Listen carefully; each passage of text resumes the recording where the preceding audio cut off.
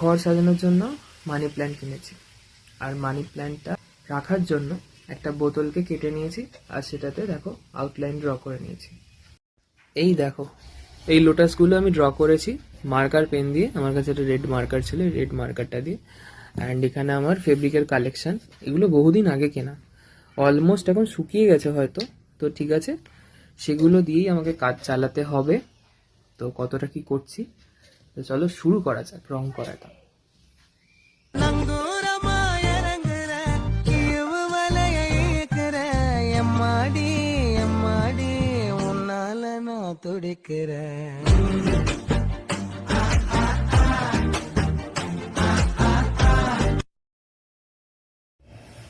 আমার কাজ কমপ্লিট, এই দেখো ফাইনাল লুক এটা।